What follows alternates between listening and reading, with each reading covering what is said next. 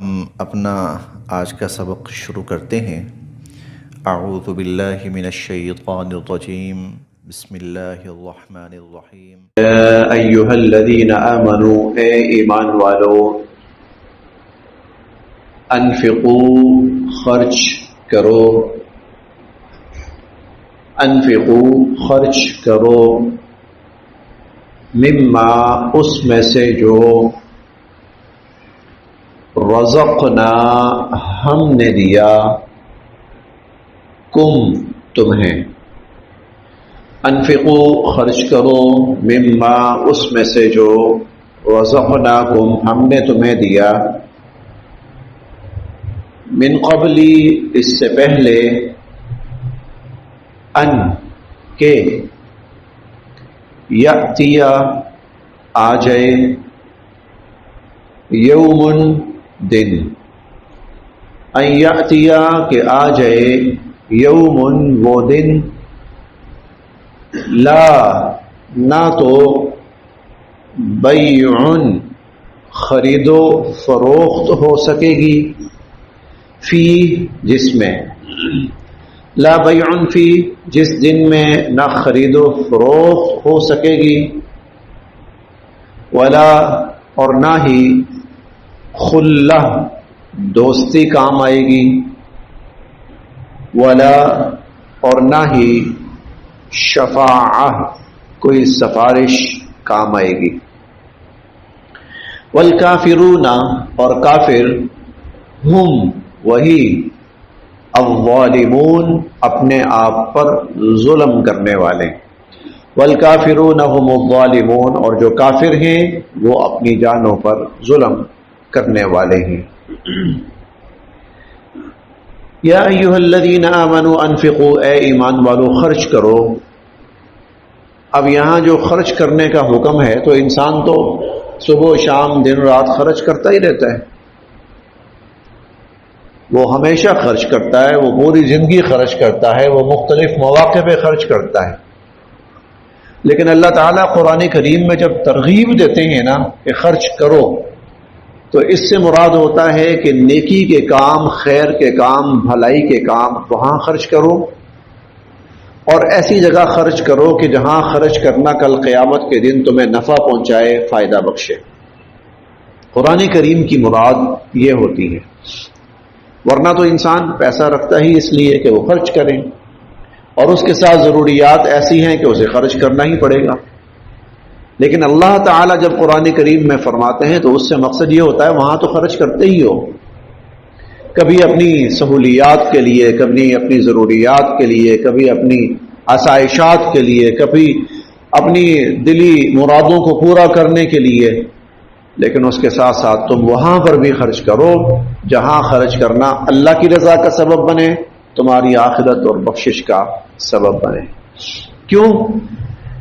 اس لیے ہم ایک آیت 28ویں پارے میں بھی پڑھیں گے، اور یہ سورہ المنافقون ہے، وہاں اللہ تعالیٰ فرماتے ہیں وَأَنفِقُوا مِمَّا رَزَقْنَاكُمْ، اس میں سے جو ہم نے تمہیں دیا ہے خرچ کرو، من قبل ان یأتی، اس سے پہلے کہ آ جائے تم پر کسی کی مدت، کسی کی موت آ جائے، اور جب موت آئے اور فرشتہ جان نکالنے لگے، فیقول رب لولا اخرتنی الی اجل قریب، تو وہ کہنے لگے یا اللہ مجھے تھوڑی سی مہلت تو دے دیتے، فاصدق، تاکہ میں اس مال کو نیکی اور بھلائی کے کام میں خرچ کرتا، واکم من الصالحین، اور میں نیکوکاروں میں سے ہو جاتا۔ تو اللہ فرماتے ہیں کہ اس سے پہلے کہ وہ وقت آئے یا آخرت کا دن آئے اور پھر تمہیں خیال آئے کہ میں نے کہاں کہاں فضول جگہوں پر مال خرچ کیا ہے، کاش میں یہاں خرچ کرتا، کاش میں یہاں خرچ کرتا، تو اللہ تعالیٰ دنیا میں اسی کی ترغیب دے رہے ہیں۔ یا ایھا الذین آمنوا، اے ایمان والو، انفقوا، خرچ کرو، مما، اس میں سے جو، رزقناکم، ہم نے تمہیں دیا، من قبل، اس سے پہلے، ان یأتی، کہ آ جائے، یوم، دن، اس سے پہلے کہ وہ دن آ جائے، لا بیع فی، اس دن کوئی خرید و فروخت نہیں ہو سکے گی، ولا خلہ، کوئی دوستی کام نہیں آئے گی، اور ولا شفاعہ، کوئی سفارش کام نہیں آئے گی۔ اس دن کیا کام آئے گا؟ اس دن بھائی دنیا میں جو نیک اعمال کیے ہوں گے وہ کام آئیں گے، لہذا کوشش کرو کہ تمہارا مال نیک اعمال میں صرف ہو تاکہ وہاں تمہیں کام آئے، جہاں کوئی دوستی کام نہ آئے، جہاں کوئی رشتہ دار کام نہ آئے۔ والکافرون هم الظالمون، اور کافر جو ہیں وہ اپنی جانوں پر ظلم کرنے والے ہیں۔ کیوں؟ اس لیے کہ کافر اللہ کا حکم نہیں مانتا، نہ مان کر اپنا نقصان کرتا ہے، اور قیامت کے دن وہ نقصان اس کے سامنے ہوگا۔ اللہ لا الہ الا ہو، یہاں سے آیت الکرسی شروع ہو رہی ہے۔ اس آیت میں لفظ الکرسی آتا ہے، وسع کرسیہ السماوات والارض، اسی مناسبت سے اس کا نام آیت الکرسی ہے۔ نبی کریم صلی اللہ علیہ وسلم نے اس آیت کو قرآن کریم کی سب سے بڑی آیت قرار دیا ہے، اعظم آیت فی القرآن، قرآن کریم کی سب سے بڑی آیت۔ حضرت ابو المنذر رضی اللہ تعالی عنہ ایک صحابی ہیں، کہتے ہیں حضور علیہ الصلوۃ والسلام نے مجھ سے پوچھا، ابو منذر یہ بتاؤ تم جانتے ہو کہ قرآن کی سب سے بڑی آیت کون سی ہے اور سید الآیہ کون سی ہے، ساری آیتوں کی سردار؟ کہتے ہیں میں نے کہا کہ اللہ کے نبی یہ والی آیت ہے آیت الکرسی۔ کہتے ہیں حضور علیہ الصلوۃ والسلام نے میرے سینہ مبارک پہ ہاتھ پھیرا، یوں رکھا، اور فرمایا ابو منذر تمہیں تمہارا علم مبارک ہو، تمہیں تمہارا علم مبارک ہو کہ تم نے بالکل صحیح بتایا، تو یہ قرآن کریم کی سب سے بڑی آیت ہے اور اس کے بے شمار فضائل ہیں، یعنی اس کو پڑھنے سے جو فوائد حاصل ہوتے ہیں وہ بے شمار ہیں۔ ایک فائدہ جو حضور علیہ الصلوۃ والسلام نے ارشاد فرمایا وہ یہ ہے کہ اگر کسی گھر میں آیت الکرسی پڑھی جائے تو صبح کو پڑھی جائے تو سمجھ لو کہ شام تک اس گھر میں شیطان داخل نہیں ہونے والا، اور شام کو پڑھی جائے تو سمجھ لو کہ اس گھر میں صبح تک شیطان داخل نہیں ہونے والا۔ اور ایک فضیلت حضور علیہ الصلوۃ والسلام نے اس کی یہ بھی ارشاد فرمائی کہ اگر کوئی شخص معمول بنا لے کہ وہ رات کو سو کے پڑھا کرے، تو اگر وہ سو کر پڑھے اور اس دوران رات کو حالت نیند میں اس کو موت بھی آ جائے تو اللہ کے ہاں شہداء کے اندر اس کا شمار کیا جائے گا۔ ایک حضور علیہ الصلوۃ والسلام نے فضیلت یہ بھی ارشاد فرمائی کہ اگر کوئی شخص رات کو یہ سورہ مبارکہ یہ آیت کریمہ پڑھتا ہے اور پڑھ کر سوتا ہے تو اللہ تعالیٰ اس کی حفاظت کے لیے ایک فرشتہ مقرر فرما دیتے ہیں جو پوری رات اس کی حفاظت کرتا رہتا ہے۔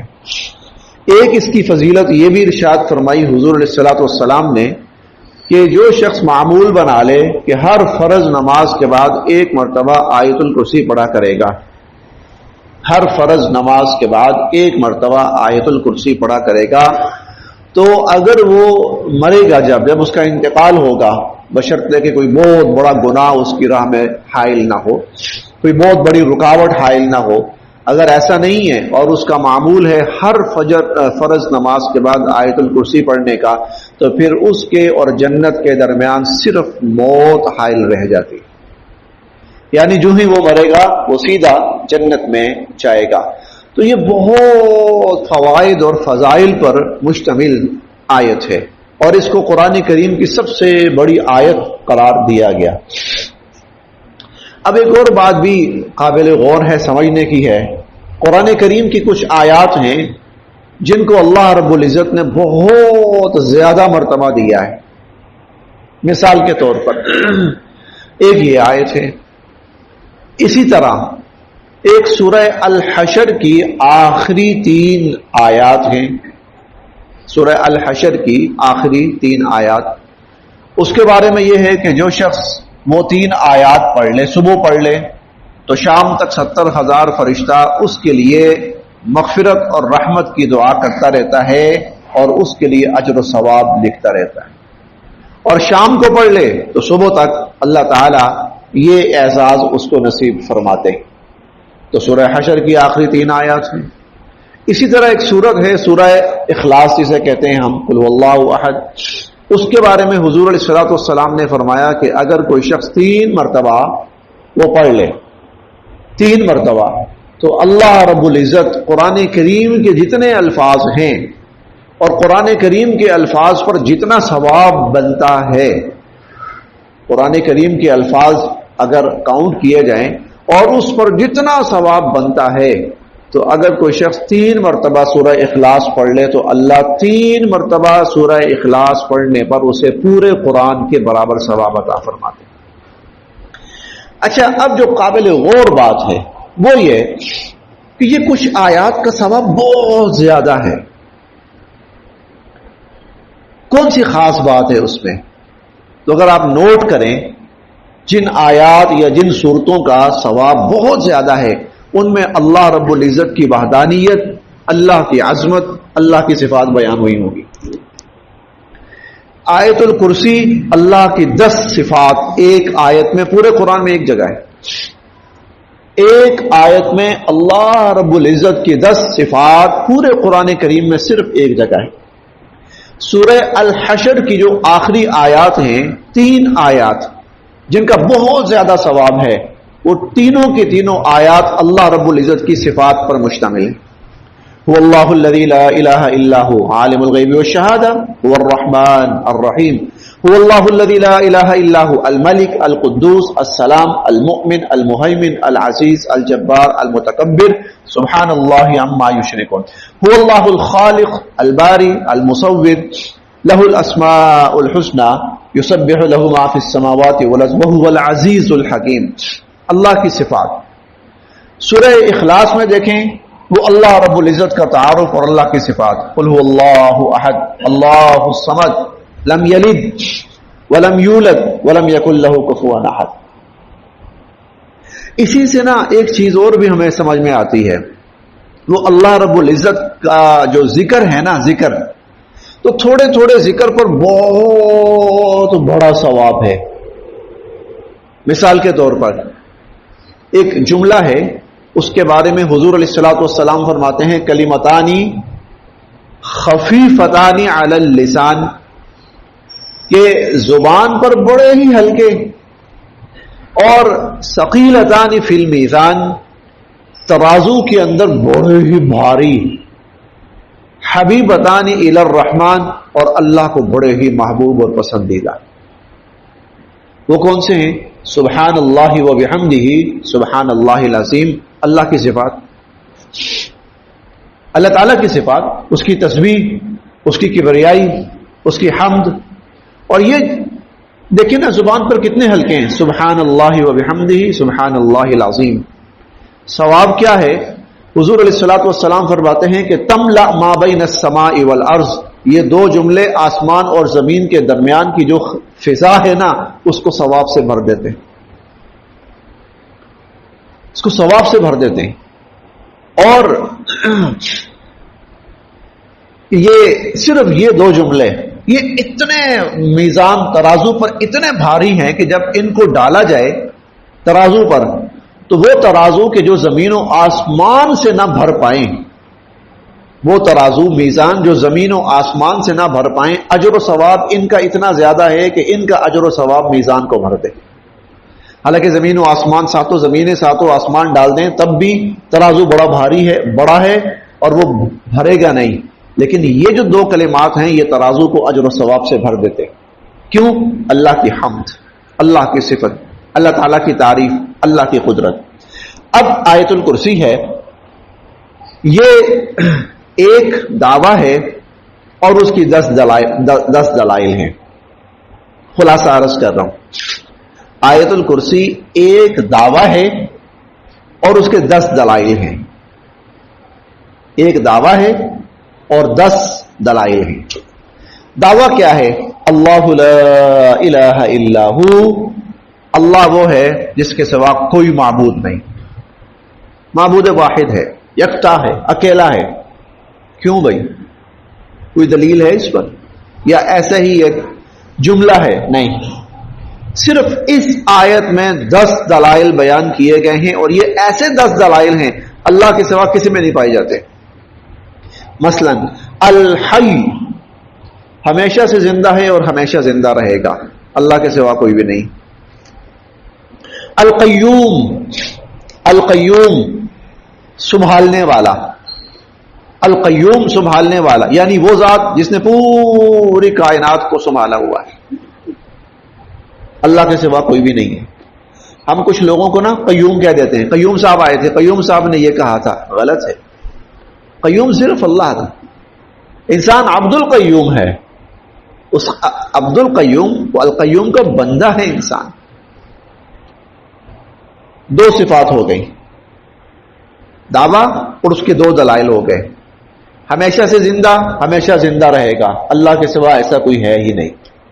القیوم ساری کائنات کو، کائنات میں موجود ایک ایک چیز کو سنبھالے ہوئے ہیں، اللہ کے سوا ایسا کوئی ہے ہی نہیں۔ لا نہیں، تأخذہ آتی اس کو سنہ اونگ، ولا اور نہ ہی نوم نیند، نہ اسے اونگ آتی ہے نہ اسے نیند آتی، اللہ کے سوا کوئی نہیں۔ لہو اسی کا ہے، لہو اسی کا ہے، ماں جو فی السماوات آسمانوں میں ہے، وما اور جو فی الارض زمینوں میں ہے، آسمانوں اور زمینوں میں جو کچھ ہے اسی اللہ کا ہے۔ یہ جو لہو کے شروع میں لام ہے یہ تملیک کے معنی میں ہے، تملیک کا مطلب مالک، تو لہو ما فی السماوات وما فی الارض، آسمانوں زمینوں میں جو کچھ ہے اس کا مالک صرف اللہ ہے، اور یہ اللہ کے سوا کوئی نہیں۔ من ذا کون ہے، الذی جو یشفع سفارش ہی کر سکے، عندہ اس کے حضور، اس کے سامنے۔ من ذا الذی یشفع عندہ، کون ہے جو اس کے سامنے سفارش ہی کر سکے۔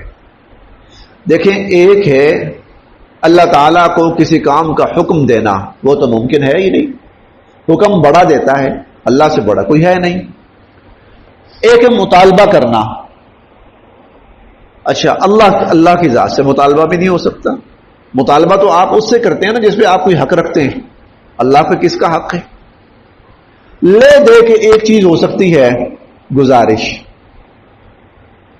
گزارش ہی کر دی جائے کسی کے سامنے، اور گزارش کرتا ہے چھوٹا آدمی، سفارش گزارش یہ چھوٹا آدمی کرتا ہے، تو سب اللہ سے چھوٹے ہیں، تو گزارش کی جا سکتی ہے، لیکن اللہ کی ذات اتنی بڑی ہے اور انسان اتنا چھوٹا ہے کہ اللہ اگر کسی کو اجازت دیں کہ تو میرے سامنے سفارش کر تو وہ کر سکے گا، ورنہ اللہ کی اجازت کے بغیر کوئی اللہ کے سامنے سفارش بھی نہیں کر سکے گا اور گزارش بھی نہیں کر سکے گا۔ من ذا الذی کون ہے جو یشفع سفارش ہی کر سکے، عندہ اس کے سامنے، ہاں الا مگر باذنہ اس کی اجازت سے، اگر اللہ اجازت دے پھر انسان سفارش کر سکے گا، اجازت کے بغیر یہ نہیں ہے۔ مثلا میں اپنی طرف سے فرض کر لوں یہ بندہ جو ہے نا یہ کل میری سفارش کرے گا، کیوں بھائی کس نے حق دیا اس کو؟ میں کہوں جی میں کہہ رہا ہوں یہ کرے گا، اس کا مطلب میں حق دے رہا ہوں، میں کون ہوتا ہوں حق دینے والا؟ میں ہوتا کون ہوں کسی کو حق دینے والا؟ ہاں اللہ کسی کو یہ حق دیں تو دے سکتے ہیں، یہاں یہی بات ہے، سفارش کرنے کا حق بھی اگر اللہ کسی کو دیں تو دے سکیں گے۔ سفارش کرنے کا حق بھی مشرکین نے بہت سے بت بنا رکھے تھے، کیوں بھائی اس لیے بنا رکھے ہیں، یا فرشتوں کو ہم نے اس لیے معبود بنایا ہوا ہے وہ اللہ کے بڑے قریب ہیں تو کل ہماری سفارش کر دیں گے اللہ کے سامنے۔ اللہ کہتے ہیں تمہیں کس نے یہ حق دیا ہے کہ تم یہ فیصلہ کرو کہ سفارش کون کرے گا؟ اللہ کہتے ہیں وہ فیصلہ میں کروں گا، تم نہیں۔ من ذا الذی یشفع، تم نے جو یہ بنائے ہوئے کون ہے جو سفارش کر سکے؟ ہاں الا باذنہ، مگر وہ جس کو اللہ اجازت دے۔ سفارش ہوگی، سفارش صغرا بھی ہوگی، سفارش کبرا بھی ہوگی۔ صغرا عام لوگ کریں گے، کبرا صرف حضور علیہ الصلوۃ والسلام کریں گے، بڑی سفارش، سب سے بڑی شفاعت حضور فرمائیں گے، لیکن اللہ کی اجازت کے بعد۔ یعلم، اللہ جانتے ہیں، ما جو بین ایدیہم جو لوگوں کے سامنے ہے، وما اور جو خلفہم لوگوں کے پیچھے ہے۔ یعلم ما بین ایدیہم، اللہ جانتے ہیں جو لوگوں کے سامنے ہے اور جو لوگوں کے پیچھے ہے۔ سامنے اور پیچھے کا مطلب کیا ہے؟ سامنے کا مطلب وہ چیزیں جو ہمارے علم میں ہیں، اور پیچھے کا مطلب وہ چیزیں جو ہمارے علم میں ہے ہی نہیں ہے، اللہ وہ بھی جانتے ہیں جو ہمارے علم میں ہے، اللہ وہ بھی جانتے ہیں جو ہمارے علم میں نہیں ہے۔ یعلم ما بین ایدیہم وما خلفہم، اور آگے اور پیچھے کا ایک مطلب یہ بھی ہو سکتا ہے وہ چیزیں جو ہماری زندگی میں ہیں اور وہ چیزیں جو ہماری زندگی کے بعد آئیں گی، تو اللہ وہ بھی جانتے ہیں جو ہماری زندگی میں ہیں اور اللہ وہ بھی جانتے ہیں جو ہماری زندگی کے بعد میں آئیں گی۔ اور سامنے اور پیچھے کا ایک مطلب اور بھی ہو سکتا ہے وہ چیزیں جو دنیا کی ہیں اور وہ چیزیں جو آخرت کی ہیں، اللہ وہ بھی جانتے ہیں جو دنیا کی ہیں، اللہ وہ بھی جانتے ہیں جو آخرت کی۔ یعلم ما بین ایدیہم وما خلفہم، اللہ جانتے ہیں جو کچھ لوگوں کے سامنے ہے اور جو کچھ لوگوں کے پیچھے، اور یہ صرف اللہ کی صفت ہے، اللہ کے سوا کوئی ایسا نہیں۔ ولا یحیطون، ولا اور نہیں، یحیطون لوگ احاطہ کر سکتے، بشیء ذرہ بھر بھی، من علمہ اللہ کے علم کا، ولا یحیطون بشیء من علمہ، اور لوگ اللہ کے علم کا احاطہ نہیں کر سکتے۔ مطلب احاطہ نہیں کر سکتے، اللہ کا علم کتنا ہے؟ ارے بھائی ہمیں کچھ نہیں پتا، بالکل کچھ نہیں پتا، ہمیں نہیں پتا اللہ کا علم کتنا ہے، کسی کو بھی نہیں پتا اللہ کا علم کتنا ہے۔ اسے کہتے ہیں علم کا احاطہ کرنا۔ اللہ کا علم کتنا ہے ہمیں کسی کو بھی نہیں پتا، ہاں اتنا ضرور ہوتا ہے اللہ تعالیٰ انسان کو تھوڑا بہت علم عطا کر دیتے ہیں، بس جتنا انسان کے پاس آتا ہے انسان کو اتنا ہی پتا چلتا ہے۔ پھر اس میں فرق ہے، بہرحال کچھ کے پاس تھوڑا ہے، کچھ کے پاس زیادہ ہے، کچھ کے پاس بہت زیادہ ہے، اور نبی پاک صلی اللہ علیہ وسلم کے پاس اللہ کے بعد سب سے زیادہ ہے۔ الا بما شاء، مگر جو اللہ چاہے۔ ولا یحیطون بشیء من علمہ، ہم اللہ کے علم کی کہیں مثال دے ہی نہیں سکتے کہ اللہ کا علم اتنا ہے، اللہ کا علم اتنا ہے، ہم مثال دے ہی نہیں سکتے۔ کیوں؟ ہمیں پتہ ہی نہیں، ہمیں پتہ ہی نہیں ہے کہ اللہ کا علم کتنا ہے۔ ولا یحیطون بشیء من علمہ، اللہ کے علم کا کوئی احاطہ کر ہی نہیں سکتا، الا بما شاء، سوائے اس کے جتنا اللہ تعالیٰ لوگوں کو بتا دیں۔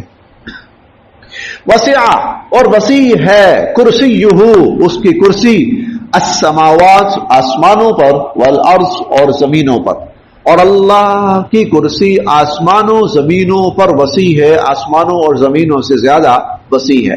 یہ کرسی کا لفظ جس کی بنا پر اس آیت کو آیت الکرسی کہا جاتا ہے۔ مطلب کیا ہے؟ اس کے دو مطلب ہیں، دونوں ٹھیک ہیں۔ ایک تو کرسی واقعتاً کوئی کرسی ہو، اور ایسا بھی ہے اللہ رب العزت کا تخت بھی ہے، جیسے کہ قرآن کریم کے اندر آتا ہے وَكَانَ عَرْشُهُ عَلَى الْمَاءِ، اور استوى علی العرش، اللہ عرش پر متمکن ہوئے اور اللہ کا عرش پانی پر ہے، تو عرش بھی ہے۔ قرآن کریم نے کرسی کا لفظ بھی استعمال کیا، اللہ کی کرسی بھی ہے، اور اللہ کی جو کرسی ہے وہ بہت بڑی ہے، اتنی بڑی ہے کہ حضور علیہ الصلوۃ والسلام فرماتے ہیں کہ اللہ کے عرش کے مقابلے پر ساتوں زمینیں اور ساتوں آسمان ایسے ہیں جیسے بڑا سارا گراؤنڈ ہے، اور اس بڑے سارے گراؤنڈ کے اندر ایک کی رنگ پڑا ہوا ہے۔ کی رنگ کتنا ہوتا ہے؟ چھلا، اتنا سا میدان کے اندر، وہ نظر ہی نہیں آئے گا۔ تو اللہ کے عرش کے مقابلے میں زمین و آسمان اتنے چھوٹے ہیں، پھر اللہ کی کرسی اتنی بڑی ہے کہ اس کے مقابلے میں اللہ کا عرش ایسا ہی ہے جیسے بہت بڑے گراؤنڈ کے اندر ایک کی رنگ پڑا ہوا۔ تو کرسی بذات خود موجود ہے، اس کا وجود ہے، تو اگر معنی یہ ہو کہ اللہ کی وہ کرسی بہت وسیع ہے آسمانوں و زمینوں پر، تو معنی ٹھیک ہے، بالکل ہے۔ دوسرا معنی ہے اس کا، کرسی سے مراد اقتدار اور اختیار اور قوت اور طاقت، یعنی آسمان و زمین ان سب کے اوپر اللہ کا پورے کا پورا کنٹرول ہے، اقتدار ہے، اختیار ہے، حکومت ہے۔ اور کرسی کا معنی عموماً اقتدار، اختیار، طاقت اور کنٹرول سے ہوتا ہے، تو وہ معنی بھی ٹھیک ہے، بالکل ایسا ہی۔ تو دونوں معنی کے لحاظ سے وسع کرسیہ السماوات والارض، کرسی سے کرسی ہی مراد ہو تب بھی اللہ کی کرسی آسمان و زمین سے وسیع تر ہے، اور کرسی سے مراد اقتدار اور اختیار ہو تو وسع کرسیہ السماوات والارض، اللہ کا اقتدار اور اختیار آسمان و زمینوں کے اوپر وسیع ہے، اور یہ بھی اللہ ہی کی صفت ہے۔ ولا، اور نہیں، یعودہ، اسے تھکاتی، ولا یعودہ، اور اللہ کو نہیں تھکاتی حفظہما، ان دونوں یعنی آسمانوں زمینوں کی حفاظت. آسمانوں زمینوں کی حفاظت اللہ کو تھکاتی نہیں ہے. تو یہاں تو ایک رات کے لیے کسی کو کسی چیز کی حفاظت کرنی پڑ جائے نا، بندہ کہتا مرنے والا ہو گیا، پوری رات سویا نہیں، حفاظت کر کر کے. تو بھائی اپنی چیز سنبھالو، 4 گھنٹے سے میں اس کی حفاظت کر رہا ہوں، بس 4 گھنٹے میں بس. اللہ ازل سے ابد تک آسمانوں زمینوں کی ہر چیز کی حفاظت کر رہے ہیں اور تھکاوٹ چھو کر بھی نہیں گزرتے. ولا یعود حفظہما، اللہ کو ان کی حفاظت، ان کی نگہبانی، ان کا کنٹرول اللہ کو نہیں تھکاتا. یہ بھی اللہ کی صفت ہے.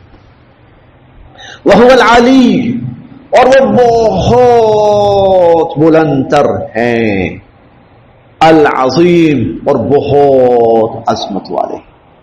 جیسی بلندی اللہ کی ہے کسی کی بھی نہیں ہے، اور جیسی عظمت اللہ کی ہے کسی کی بھی نہیں. یہ بھی اللہ کی صفات ہے. تو یہ دعویٰ تھا، اور اس دعوے کی 10 دلائل ہیں. اللہ لا الہ الا ہو، اللہ کے سوا کوئی معبود نہیں. الحی، ہمیشہ سے زندہ، ہمیشہ زندہ رہے گا. القیوم، پوری کائنات کو سنبھالے ہوئے.